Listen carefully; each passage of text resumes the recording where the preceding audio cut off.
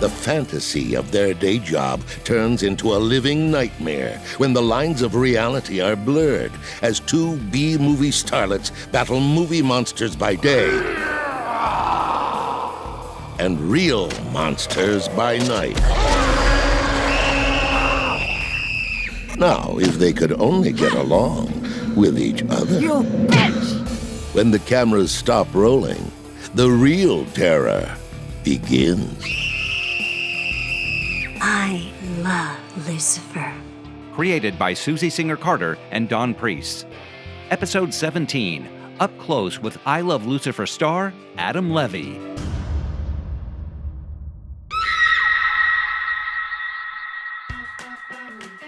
Hi, I'm Susie Singer-Carter. And I'm Don Priest, and we are the co-creators of I Love Lucifer, the podcast. Today, we're speaking with one of our favorite actors and humans for that matter, Adam Levy. Adam can be heard in I Love Lucifer, where he brilliantly plays both the narrator and Tanya's father, Nigel, who's a horribly narcissistic but lovable British stage actor who's in the twilight of his career. Not redundant. That is not redundant.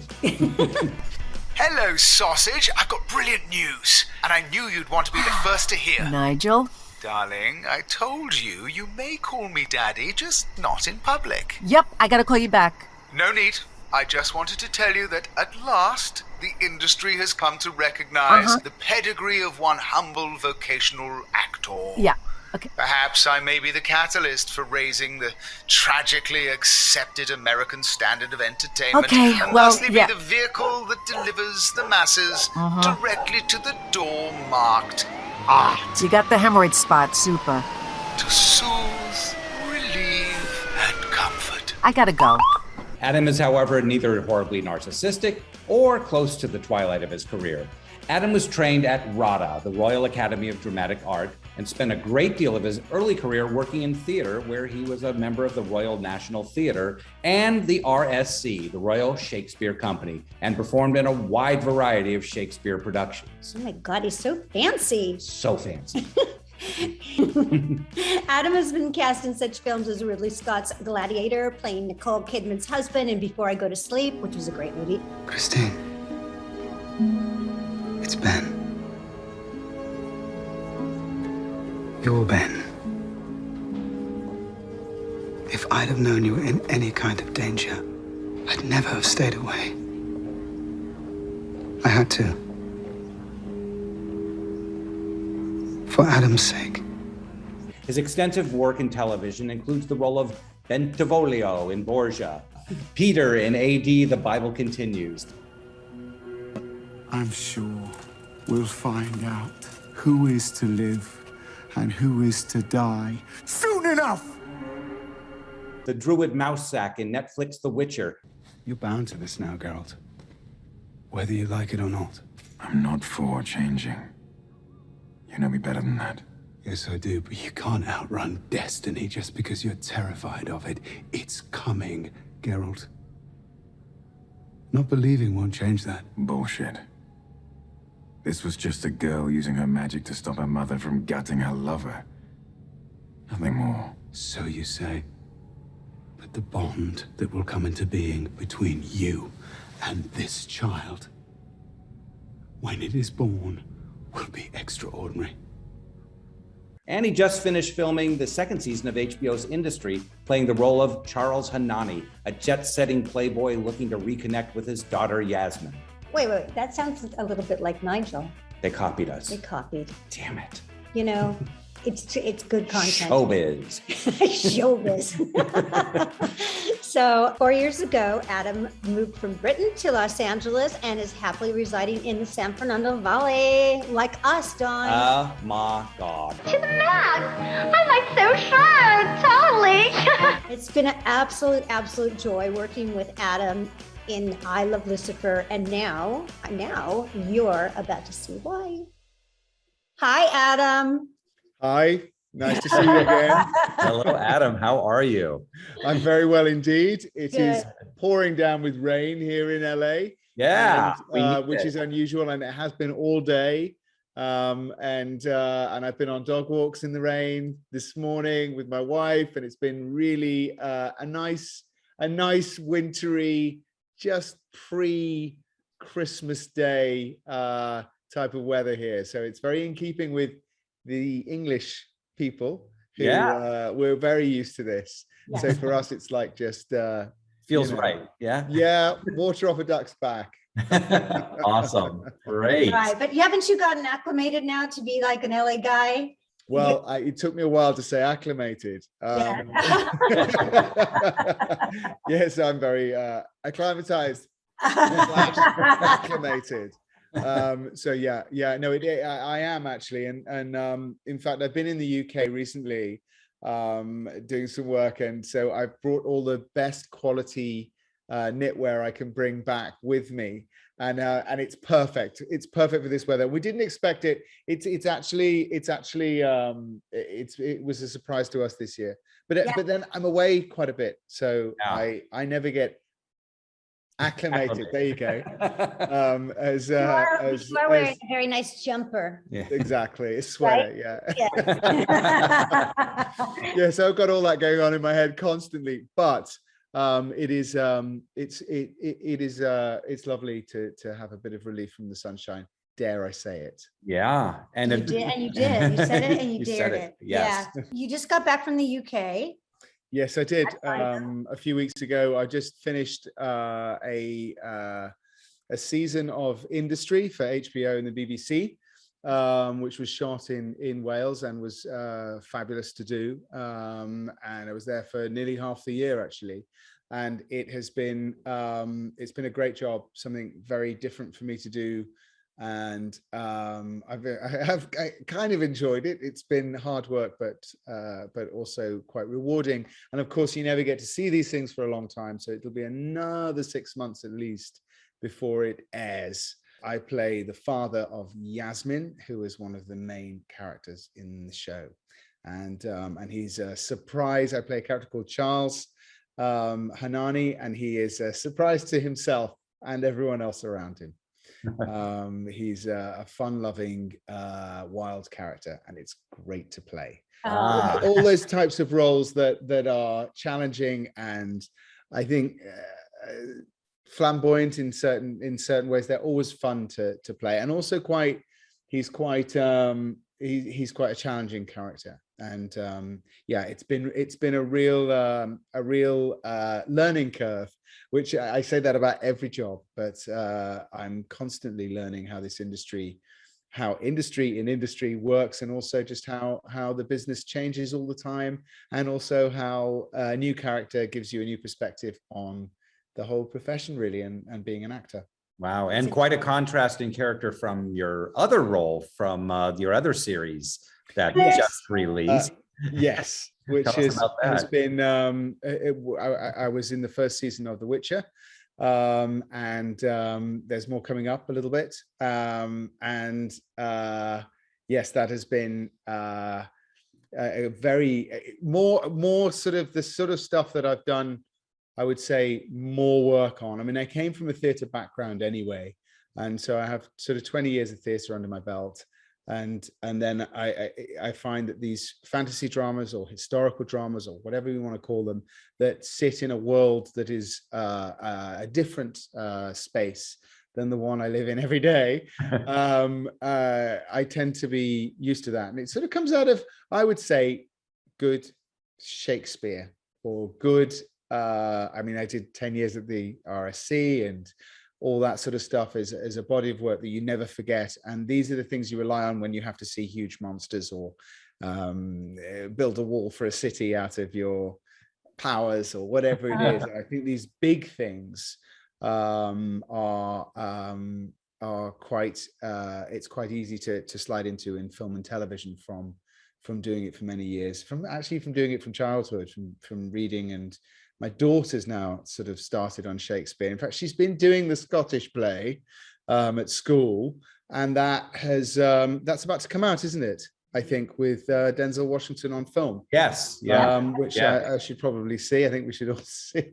Yeah, it depends what sort of New Year you want, really, isn't it? Exactly. You want to go and see that. But I probably should. It looks amazing. Yeah, he's getting a lot of great. There's a lot of good buzz. And it looks amazing. Yeah. It does. It does. Yeah. And I went to see another black and white movie really recently called Come On, Come On, which was incredible. Really good movie. And it looks like that, I think the Scottish play as well is also in black and white, I think. I think it appears to be. It appears to be, yeah. I think the trailer is indicating that, but it's all great stuff, and there's some great acting and great actors in it from what I've seen. Yeah.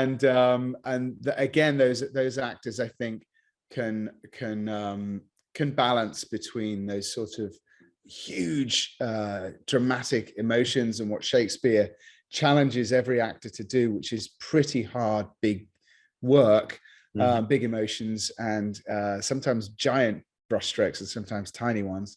And you can see that people like Francis McDermott and Denzel Washington, people like that, you know, they're going to be able to come up with those sorts of things. And so I think it's good. I think that a training in Shakespeare or in the verse speaking of Shakespeare or that type of thing is always going to benefit an actor doing a job even like industry, which is completely modern day and sometimes requires big things. I mean, some of the things my daughter in the show does are huge, and I think, God, how's she going to do that? What a day at work that's going to be for her.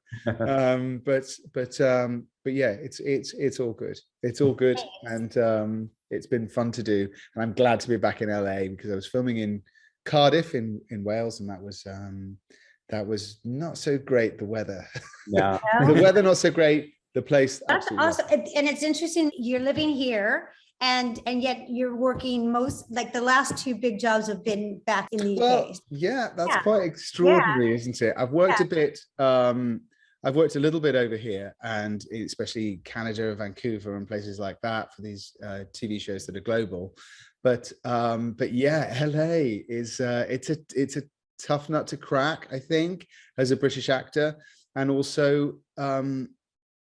I was talking to my UK accountant yesterday, and yeah, it's the industry in the UK is growing. The film industry, they're building studios at the moment, and a lot of jobs that come in for me over the last 3 months have been filming in the UK, and even if they're an American movie, a lot of them are being filmed not just in Europe anymore. It used to be they'd go to Hungary, Budapest, Prague, all those places, and now that's not happening as much, or maybe it is happening, but there's even more going on in the UK. So it seems to me that most projects that come through now are shooting in the UK, but we're very settled, I think, in California, and very happy. And so I don't think we'll be moving back soon. But the industry, I mean, look at how we're communicating now. The industry has become incredibly global. And in fact, today I was auditioning for something using this sort of studio setup, and it's that is the new norm, isn't it? It's the new way of doing stuff, which has its benefits, I think, and has its downside. I mean, you can never get the feeling you get in a room, I think, or actually being in front of people really communicating. And sometimes I think your emotions in a tape will not translate in the same way, or sometimes they'll look even better by usually doing less. When I've auditioned people in the room, actually, I don't even like to audition people. I like to just talk to people when I'm thinking, you know, because I will see their quality and I will look at their body of work. And now I just want to see what it's like to be in a room with them. And can we work together? Will we vibe together and jive together? And that's all that matters to me. And then I know if I can communicate with this person, then I know we're going to be fine. Yeah, because I've seen their work. Yeah, and there's some brilliant actors who don't audition well. No, you know, and there's some really fair actors who audition wonderfully. So, I think that yeah, it's the stuff that even if you are auditioning, I think especially with a director or producers who are in the room, it's sometimes the conversation. I mean, I talk myself out of jobs a lot, I think, in the room. I think a lot of people do as well. Yeah. But I think it's the conversation you have between the auditions sometimes, between the scenes, that actually really either help your case or don't. Yeah. And sometimes, you know, I've had directors, especially as I get older, they're like, I really like this guy because of the body of work you've done, and also I want to do some work with them, because I like who they are. Yes. And I think that I think bringing it back to this project, I Love Lucifer, I think that it was a lot of fun to do, and it was crazy, and it was by the skin of your teeth, and it was during obviously a very tricky time in the industry, and it was a lot of fun. And you have to, if I couldn't communicate to you guys through this medium, trying to do a massive podcast that we did, the immensity that it is, and the heights in the drama and all the rest of it, without being able to talk about it or laugh about it, which we kind of mostly did, then the product won't be as good. Yeah. So I think that goes with all these auditions and stuff like that. At the end of the day, if it's for you, you'll be doing it, Exactly. And I think, but I was thinking when you were saying that, the difference between a podcast and something that has video, has the visual, we're only, we're handicapped because we just have the sound. So we're basically painting pictures with sound, right? So I think that if it was ever going to work, if meeting or talking virtually was ever going to work, it would work for podcasts because that is the medium. So if we can connect through this medium this way, then we're golden. And for those who don't know, our entire podcast, every moment of every episode was done remotely. Yeah. We worked with Adam for a year or almost a year, and then we had never met him in person. No. And we finally It's so funny. He's so tiny. Yes, we He's thought like this big. when we saw you, we thought you were going to be 4 inches tall. He's 3. So tiny. But yeah, everything had to be done remotely, and it is so different than if you were sitting in a studio and we were behind glass and listening to you, and it's a very different thing. But I think it's a testament to how lovely you are, because we just love you so much. And we beat you up so much. And you just, but the fact is that, you just were so easy to work with, and giving of your, not only your time, your talents. And the fact that we could bond like we did and not meet this person for really a year. The fact that we could create this kind of friendship relationship, working relationship, having not ever met, is just such a testament to this guy as an actor. So, I'm not surprised. I think I really feel that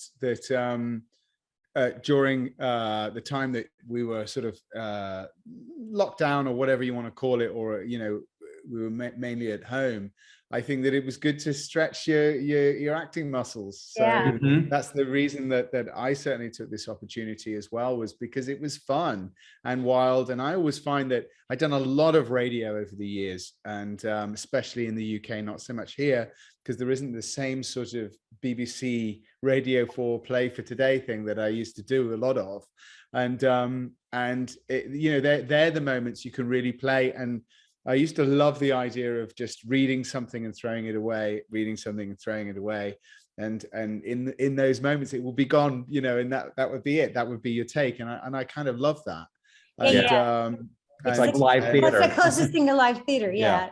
It really is. It really is. And I remember sometimes, I remember, you get the opportunity. Like I played Bobby Fischer once in a radio play, which was, I was playing an American, and it was just so cool. And you can do that because, I could probably, I remember Bobby Fischer's kind of like he's blonde and all the rest of it. And you're like, you can just do that on radio without even thinking about it. Somebody goes, I know, I want Adam Levy to play Bobby Fischer or Winston Churchill or whoever it is. And you just, you can get these moments where you can listen to the actual character and then just do it. And it can come out pretty good sometimes. And you're like, this is it. This is great. This is real fun. Yeah. They say that drama school is a utopia for playing characters, but I believe podcasts or radio is, has just the same value. You can be as wild and wacky as you like without even blinking, and be anybody or anything, and as it is, Nigel, the character I play in I Love Lucifer, is very, he's not similar to me in that he's a bit more sort of grander than I am. That word. It brings me right back to the West End in 1989 when I replaced Jonathan Pryce in Miss Saigon. The word my leading lady, Leia Salonga, playfully used when referring to me whilst sharing a shag, as it were. Delicious memories. Okay, then, back on what was once a film set. But he was an easy fit for me to go into. It wasn't as extraordinary, a leap of faith, but it allowed me to, the medium allowed me to just really enjoy it, really go to town on it. Which I did. The genre is it's broad, and yet, we tried to make it, even if it's broad. It's funny, I'm listening to Mel Brooks's memoir right now, which is just brilliant, by the way. It's so good. And then he talks about, his philosophy on comedy, and he's done so many satires, as we know. And this, basically, I Love Lucifer is a satire, it's a satire on this. It's a genre within a genre, and we're taking the piss out of Hollywood at the same time, but at its core, it's a relationship. It's these two girls, and it's their relationship and how they manage to get along or not, and what in an these ordinary girls in an extraordinary situation. It's a trope, but the point is that it is as broad as it is, but there's still like all those good feelings, and like which you brought up, like even that whole Shakespeare thing that we did at the end, with about God and the devil, and it was so, your Shakespeare obviously came through. I knew I could write to that, but my God, like editing it, I was in tears because it's so moving. Hearing those words come to life, which you did, you breathed full life into them. So beautiful. So wonderful. I loved it, because listening to Mel Brooks talk about his projects, it's like it has to be grounded, and it has to be like Nigel has a heart, and you brought it. You have to love the people you play. I mean, a lot of the people that I've played, maybe in the last 10 years, some of them have been huge villains or, very controversial characters. You've got to love them, you have to. I've spoken to many producers and directors before, and they've been like, I kind of like him. So do I, because I couldn't, if I didn't understand some aspects of his defense, or that character's defense in whatever it was, I couldn't really give it the full justice, that it deserves. But that's what makes someone so evil. Right. I mean, they don't see themselves as evil. Right. That's why evil can be so attractive and so confusing, because the best evil people are the most, dynamic and gregarious and compelling and magnetic. And that's why I'm just remembering, Nigel is such a sort of fop. Or I don't know whether you use that word, fop? Sure, yes. He's such a fop sometimes, and it's so funny, but I can't, if I was playing to that too much, then it wouldn't be good. You have to really believe what he's feeling, in order to embrace it, and in order to play it well. And that's why, you do the scene, and that's why you get outtakes like me going, you can't use that, or what the hell have I just said, or I'll never work again. But you have to really go for it. You have to have that breadth and belief in what you do, that you just go wild. And I think this podcast does demonstrate the wildness of how podcasts can be, how intimate they can be, and how huge they can be, Absolutely. I have a question I think that people would be interested in, is that, you didn't know us as filmmakers, and, you found, we put it out there that we were looking for this character, and then somehow we found each other. And as an actor, what gave you the confidence to say, yeah, I'm going to work with these people? I don't know them, but like, because other filmmakers will say to me, how did you get Valerie Harper, Susie? How did you ever work with John Boyd? How did you meet Adam? And it's like, I always say your work speaks for yourself. So if you put it out there, and if it's meant to be, and it resonates with that artist, they will respond. I think so, and it was very effortless with I Love Lucifer and with Nigel, because it just the excerpt that I sent to you was very it was very brief but very easy, and also Don has a really good phone manner to convince me to do it. I was like, yeah, all right. Oh yeah, I said, here's the deal. We're always I gave you all the worst. I gave you all. Here's what's terrible about what's going to be really bad about doing this. It's going to take all your time. Yeah. And all these things. And you said, and I said, what?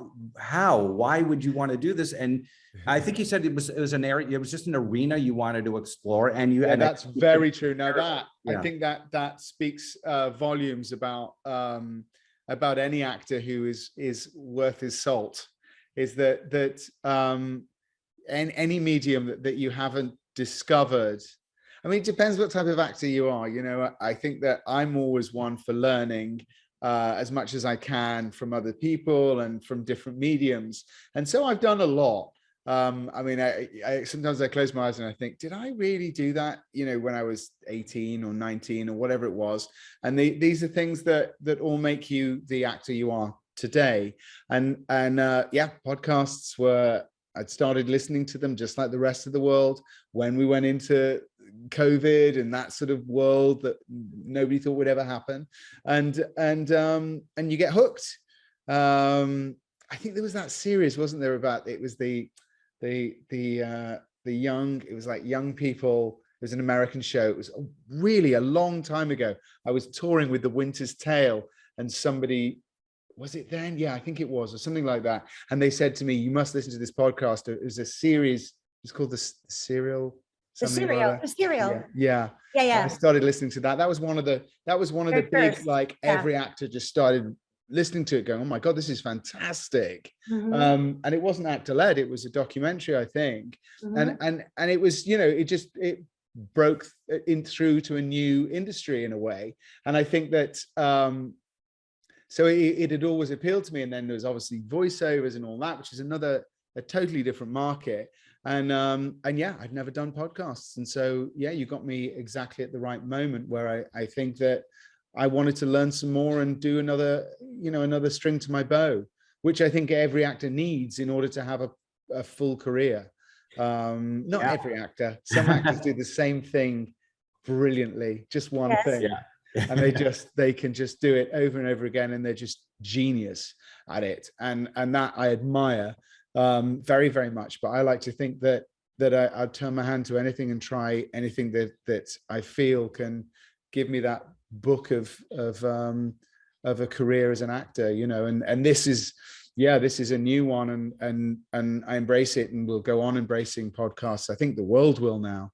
And taking it much more seriously and as a new brilliant medium to express drama and documentary and even chat shows. There's many that I listen to now. There's lots, isn't there? Lots of podcasts that even if they come weekly, you're like, oh, well, I can listen to that next Monday, and maybe next Tuesday I can listen to that one. And it's quite something. It's kind of old school, but works. And what else are you going to do if you go running in the hills of Los Angeles? 100%. You've got to listen to a podcast. Listen to I Love Lucifer. If you're stuck on the 405, you got exactly. There's so much time to listen to a podcast, so And one of the other elements, as an actor, because of due to the nature of COVID and the way we had to record, initially we thought, oh, we're going to just get all our actors up on Zoom, and we're going to do this like a live. Yeah, we tried that. We tried that once. It was an absolute disaster due to the technology. It was just horrible. Yeah. And so we decided to then go into and record kind of old animation style, which was each actor on their own. Yeah. Not playing off of the other actors, which is a whole nother challenge. I didn't know if you did radio, if you did it that way, or if you were working against other actors. So tell us about that. Tell us about that experience, about working by yourself, basically. So I've done many things. I've done many different things through radio. Some directors, some of the best directors actually, they do have all the actors in the room during the record in the studio. And they've literally, I did a thing, God, what was it called now? Gilgamesh. I did a huge thing, and I played a character called Ika. Oh, I'm not going to remember. And he grunted for the first hour, my character, until he could learn the power of speech. And it was like a huge, epic biblical drama. And the director was like, "I need everybody in the room for 2 hours. And if there's a fluff, you will just go again." And by God, you sat there and you concentrated, and it gave this atmosphere to the piece that was there. And then other directors you work with, like animation or whatever it is, you go in and you do your bit. With this, I think with Nigel, it was much easier for him to be just with you guys, because he narrates so much of it. And I think that I felt more comfortable doing the narration on my own. You know, I think even in in many radio plays that I've done before, if I'm playing the narrator as well, which I've done plenty of, you do all the drama and then everybody goes home, because they're usually 2 or 3 days where you rehearse and you record, and then you get put on a microphone and you do all your narration on your own after the event. And that usually happens, which is quite nice. And with this, it was that sort of style. I think with I Love Lucifer, it was me, a microphone, and you. Susie and Don just sitting, listening in and giving notes, and then doing it. You can be quite specific about that, and there's something quite nice about the narration. When we kept going into scenes, it wasn't as comfortable, I don't think. Well, especially because you're narrating yourself, in a scene sometime, and then you have a character within the scene. It's very. Did we have Nigel? Did we have different Nigels? Yeah, we did. We had a little bit of. What was that? I can't remember. Playing a different character over the phone to surprise them. Oh yeah. Yeah. So you were doing another voice. That was So it was Nigel within Nigel. And also when you're narrating and describing your own character, that's very different, Very different. Yeah, it was. Because you have to have an attitude about that, If only I could do that with all the TV I do, it'd be great. I could introduce myself and then do the role. But yeah, no, that was it. Felt like a privilege, and it felt like a really a nice thing to do, a nice introduction into who he was and who is this guy. And I think a lot of the time they think, who is Nigel? What is this character? What is he? Where has he come from? And what is his part within this very juxtaposed drama of his life, and what is going on within the story? How does he fit into that?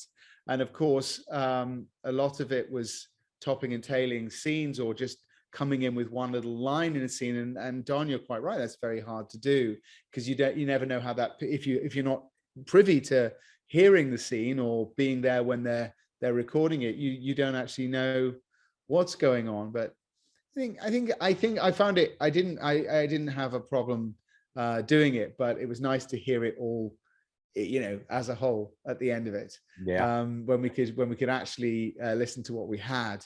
As I say, it's such a monster of a piece. And it has these lovely sort of intimate moments of the girls, and then I come in and mess it up a lot.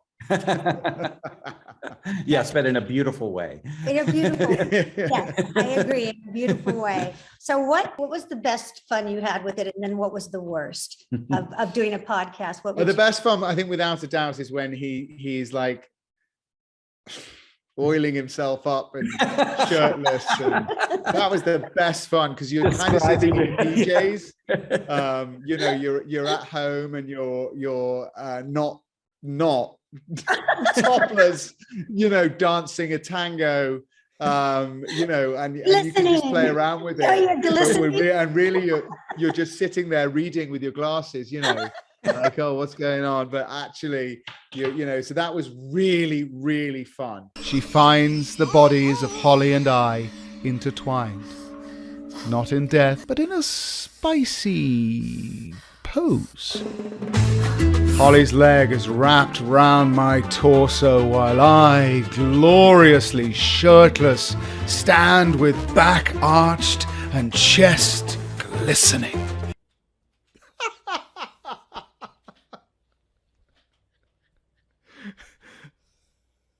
Oh my God! And then some. I think some of the tougher bits were finding out what some of this language is, Susie. You were like, I was like, what the hell? I don't even know half of this stuff. And so yeah, the research of like going, okay, what does it all mean, and where's it, you know, where does it all fit in? Because you have to know what you're saying as an actor, because otherwise there's no point. If you don't know what you're saying, you'll never get anywhere. And so yeah, it was probably the toughest bit was researching every little thing and doing it sometimes with quite a quick turnaround, but I don't think that's a problem. I think it's quite fun to do. But yeah, so the highs definitely being shirtless in a scene and doing a fantastic dance and you know, and having all those wonderful moments, but actually being in your pajamas right. Script, and then other moments of challenge were to, and sometimes, you know, how to get into it, how to start an episode, where we were from the last episode, and coming in at that sort of pitch where you think this is believable, that if a listener is binging the whole thing, that it will all follow on quite nicely, because sometimes we have a gap of a month where everybody's getting together their next scripts and we're all finding time to meet, and so it can take a little bit of time, so you have to get back into it. And then also for me, the endings, making them all a little bit different, it's fun. And you know, and you do it all in your head, and then of course you know, you have to actually say it, and it comes out quite differently sometimes, and losing yourself in it, and and keeping the dog quiet. Keep the dog quiet, and having us really difficult. You know, because we dealt with the technical challenges of, we can't get too loud or it'll overblow, because that's right. Things like that. It's like, okay, now let's do the quiet take. Now let's do the, you know, so sometimes it was because of a technical reason, but we found, or you found, brilliance in that. You know, it's like, now we have to do this much, you know, this is a big action scene, but now you found a different way of doing it, and sometimes those were the takes we ended up going with. Right. You know? I think that's true. And I think that you know, you're not in a, you know, obviously the challenge is you're not in a professional studio where you can just do your job, and there's lots of other people doing their job, and it all marries up somehow. Whereas this, you know, which is, again, it's a new medium that we're all learning about, this whole experience of being an actor through a self-tape or whatever it is you're doing. Yeah, you've got a lot of technical challenges now. You know, the industry's changed, and certainly doing this podcast and having us do it like this has been another learning experience. It kind of makes you want to go and get a whole studio and do the whole thing all the time. Because that's kind of addictive. I think season 2. Season 2, absolutely. Definitely. Hopefully, I don't know. Yeah, maybe you can do it. Yeah, maybe you can do it. But I would so like to be in a room with another actor. So cool. The only way we do it. It's the only way we would do it. This is the goal. Now that you all are listening, and you know, we've baited you with this amazing actor. Like, this is the whole thing. Don't you want a season 2? Of course you do. That's all we keep hearing. And like, we need to pay this incredible actor. We need to have a studio to work in. We need to have craft services. I don't mind about the craft service. I don't mind about craft service. A studio would just be great, and another bunch of actors, some more really good scripts, and it will be fantastic to continue the journey. You know, would be really good fun. Well, we have a lot more stories to tell. That's the thing. Nigel hasn't even been exposed yet. You think a glistening chest is See, you said it right. The glistening chest. That's right. No, I'm sure there's lots to be had. Well, we have to figure out how does that work that he's actually narrating and also in it, and then dies, and then what is going on? What goes on there? What they say, as they say, what goes on there? Yeah. What was there any part of Nigel that you really loved? That any part of his personality that you were? I think that his quoting things were extraordinarily good, and I wish I could do that. Darling Holly, my kindred spirit, being is not being this or that, here or there, then or now, but just timeless being. Journey on, Nige. She can see Nigel's head still visible in the monster's jaws. Never mind, my love. As the fine luminary Douglas Adams would say, I may not have gone where I intended to go, but I think I have ended up where I needed to be. And always remember this, darling. Don't cry because it's over. Smile because it happened. Commonly attributed to Dr. Seuss, though some argue its origin is a poem by Ludwig Jakubowski. Much like Buddha, I believe in the Irish proverb, a good laugh and a long sleep are the best two cures for anything. So he had fantastic recall of doing that, and also I really like the fact that he he kind of does this. He dramatizes very very simple like voiceovers and stuff that he does, and makes them very Nigel-esque. And it's rather wonderful because we all know those actors, and we all know those voiceovers that we have to do for bread and butter. Just then, the convertible top closes and the car begins to fill with what looks like, yes, it is, pistachio nuts in the shell. Wonderful pistachios are simply snacking done right. As the level of nuts rise, which you may interpret as you will. It's just wonderful to hear that he could be doing a hemorrhoids commercial. Exactly. Something like that. Just drop it in like that. Yeah, I love that. It's absolutely brilliant. Yeah. So some of that. And he was just, as I say, a little bit more, I mean, I can be flamboyant. My family tell me I can be flamboyant, but he really is. And yeah, I like that aspect. I loved it. I loved it so much. It's, as you know, it was written on someone I know very well, based on, and Adam did not disappoint at all. Like he, half the time, like having to mute myself because I'm laughing so hard. Her eyes are literally burning with an outrageous color of red. My fearless daughter moves in to plant a kiss, but Portia manages to hold her away. Tanya's lips hover inches from Portia's. Hot. From the heat from Portia's eyes. Don't be daft. Now. In the grips of this wretch, Tanya is once again. Because he just slid into this role so well. I know that's the frightening thing, isn't it? That's the thing that is so weird. Is like, I was like, does she know how I tick? That's kind of weird. But yeah. It was very much like that. But then you're tapping into a lot of Britishisms. British actor loving. Actor loving. Well, yeah, it's that classic thing, isn't it? And some parts of Nigel I kind of avoid if I see on a set. Basically, I'm a working class oik. I have no time for the two-dimensional, superficial bollocks of American producers or self-aggrandizing actors. Boring. When I'm on set, I prefer a pint with the common crew. Yeah. And other times you think, well, no, they are truly that person, and that's who they are, and they give a fantastic performance when they act. Exactly. And another thing that we found that as we were working with you and from episode to episode, because the episodes were being written as we were going, is that you would do things that would inform me, the writing, and even in the direction on, there were certain words that we would write just Don because. Don would say, don't forget to write it. If you say, don't say naked, say nude. Nude. Deep within the abyss has emerged a beautiful woman, a goddess in the nude. Bloody hell.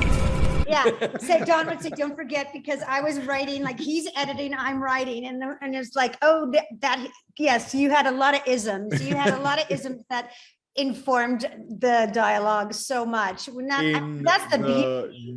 In the nude. Yeah. And, and even the ending that we got, we had a consistent ending, which was always a bump, bump, bump, or beat, not, a beat, or not. and then another, yeah. So. Yeah. Right. And so, but you can't predict those things until you get into production. And that's why it's so much, that was such a blast and so much fun. That's right. And I think the way writing is going now, working on industry just now, with some great, amazing writers, that they started writing for the character, obviously, and they have a Bible of what they're going to do. But yeah, I think any good writer or good ear will see the actor and think, yeah, now I can write for him because he does this, and then he does that, and certainly in industry they were very much like, oh, we can write for you. We know exactly what you sound like. You have this voice, and it's a little bit like Nigel. You have this way that you what you're giving us, and that infuses their future episodes. And I think that's exactly the same with this, although I worry that Adam and Nigel are too similar, but hopefully they're Did Nigel ever creep into your real life when you were saying something and all of a sudden?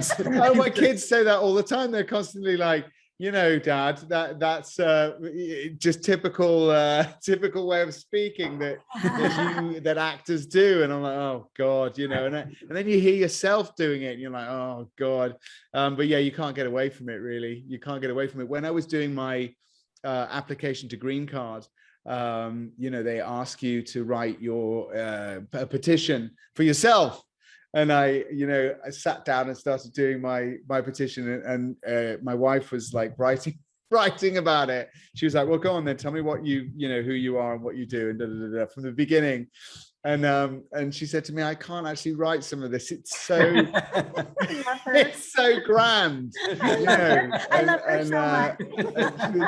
She just thought it was hysterical. She's like completely logical about everything. I love her. I got to meet Catherine, and she's amazing. I love her so much. And I'm completely like the opposite. I'll put whistles and bells on everything. But you had to. I mean, you had to kind of like say, this is my unique quality. So you're looking for those things. But anyway, it worked out. It worked out absolutely fine. In fact, the guy at the embassy told me it was fine, and I needed to be quiet now. Yeah. You got it. He's like, you got it. It's fine. It's fine. You got the part. I don't need to hear anymore. And I was like, in 1974. Oh my God. So it was good. Listen, I know that but at least you do have a check. You have a checkpoint that you go to. I know it. I've seen it. So, and we need your types, and we need all types, and you have a beautiful balance, because, I've seen it go extreme either way, and you have a very nice balance. And I'm an actor. I'm just an actor. I'm a huge kid at heart. Exactly. But and may we never grow up. I think that 100%. The longer we get to play, the more serious it becomes, and the more like, if any actor, I mean, Nigel's much more bitter than I am. That is a big difference. I think that if I ever was that sort of actor, I would not do it, because I love playing. I love doing tapes for jobs, even if they're not suited at all to what you think you should be doing. It doesn't matter. Just play, have fun, and offer something up. And I tell you what. when you do offer things up to people that they weren't expecting, sometimes they're like, actually, you could do that. I like that, and I didn't see that in the character at all. Yeah, I love that. Yeah. That's it. It's a great advice, I think, is don't read the stage direction, just offer something up. Yeah, absolutely. And you had so much fun describing our demons and their dastardly deeds. Yeah, exactly. Do you have a favorite demon or a favorite description? Or I mean, there's a lot to the three. It's a lot. I can't think at the moment. I can't. Give me some names. Okay, there's Bloody Bones, Typhon, Echidna, and Tartar. Yeah, Echidna and Typhon. They were great characters to describe. and to the extremities of which, like, you know, being wrapped around the Hollywood sign and all that sort of stuff. Tanya is running up Mount Lee faster than she's ever run in her life. She sprints across Mulholland Fire Road at breakneck speed towards the Hollywood sign. She bursts out at the base of the sign and sees Echidna, 40 feet above her, sitting on the letter H, holding a 9-foot spear. A sultry temptress once again. This time she wears an absolutely smashing long chiton that drapes every one of her beautiful curves. Lucky cloth.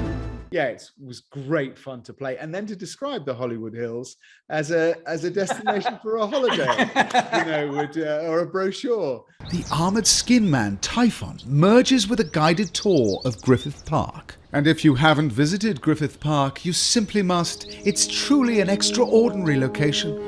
It is the home of the brilliant observatory, a fantastic zoo, a museum, a vintage carousel, steam-powered trains, pony rides, botanical gardens, and the Greek theatre, built to replicate an authentic Grecian stage. It reminds me of the ancient theatre of Zion, where I performed 7 against Thebes whilst travelling with the Olympus Festival. Yes, Griffith Park is 4,300 acres, all nestled in the very centre of La La Land. And of course, you won't want to miss the spectacular view of the Hollywood sign. This message brought to you by the LA Board of Tourism and the Ad Council. Sweet, sweet residuals. And now back to our story at large, where Typhon approaches. It was just great. It was great. I don't know if you know, but we got a review that said Susie Singer-Carter put the heart in horror. Exactly. Writing all that, the bloody stuff was so hard for me. Like, that was the worst. You did a great job. Oh my God, who knows what lurks beneath? I have no idea. I didn't even question that. I thought it was brilliantly done. So besides season 2 of I Love Lucifer, what's next for Adam Levy? Oh, I've got no idea. I've got a lot that's just coming, as I say, coming out at the moment. And I'm off to the Sequoia National Park with my family for a week. Nice. So yeah, I don't know how much snow there's going to be, but yeah, I'm going to go and do that. And then I want to stay in America for a bit. So saying that, you know, I have to accept the fact that my job takes me off, but I'd love to just stay put for a little while and do some work here in the States. So that's my ambition, and I'll see how that we're trying. Out. We're trying to get you to stay here.